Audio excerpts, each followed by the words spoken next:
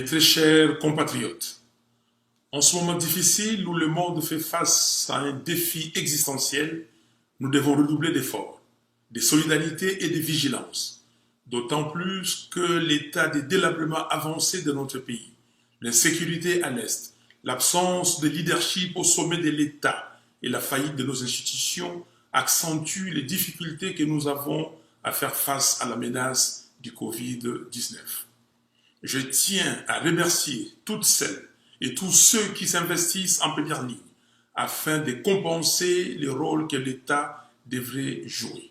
Je pense ainsi au personnel de santé mobilisé dans la riposte qui souffre d'un manque cruel de moyens pour accomplir leur mission, aux mouvements citoyens qui prennent à bras-le-corps leur rôle de proximité, aux associations locales et internationales sans lesquelles beaucoup de nos compatriotes seraient dans une plus grande précarité, à la communauté internationale pour sa solidarité, enfin aux femmes et aux hommes de foi pour leurs prières et leurs intercessions.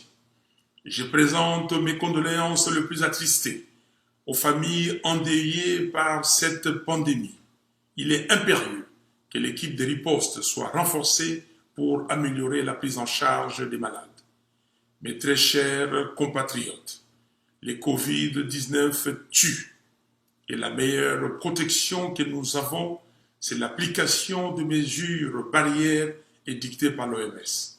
Portez des masques, sinon protégez-vous à l'aide d'un foulard, un morceau de tissu ou un autre moyen pratique.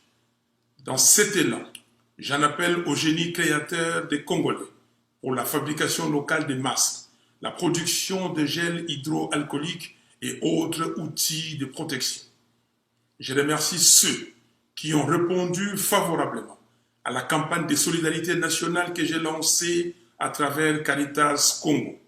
J'en appelle particulièrement à nos sœurs et frères de la diaspora de répondre massivement à cet appel. Le pays a besoin de vous. J'ai saisi par ailleurs cette occasion pour communiquer les numéros Airtel Money de Caritas Congo, 0102.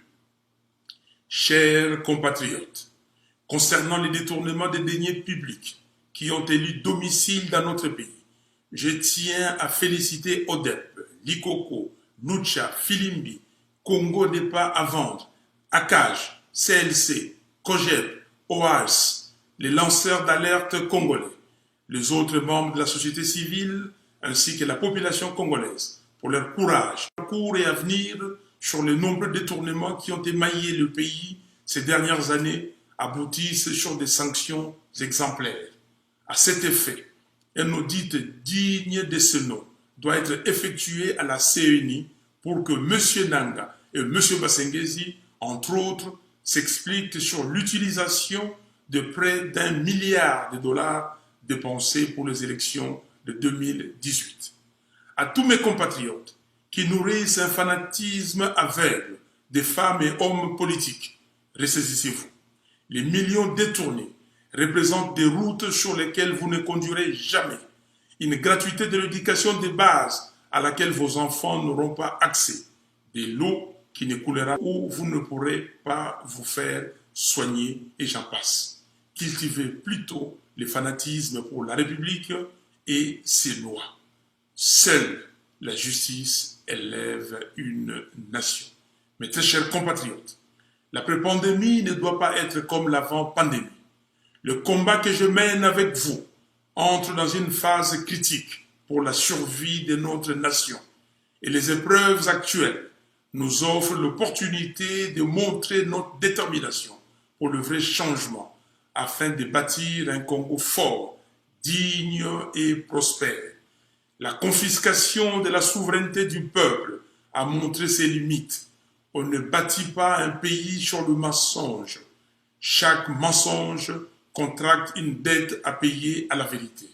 Assurément, la gestion saine de la chose publique demeure la dernière préoccupation des alliés qui ont planifié et exécuté l'escroquerie électorale de décembre 2018.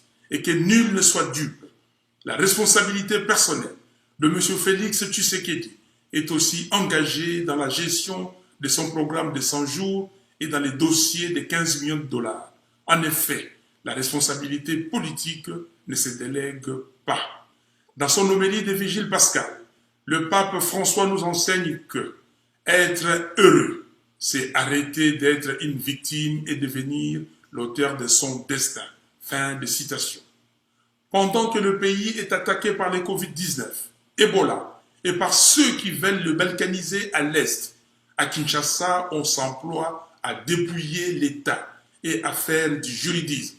Il s'agit là d'un comportement irresponsable, insouciant et qui témoigne d'un grave manque de sérieux.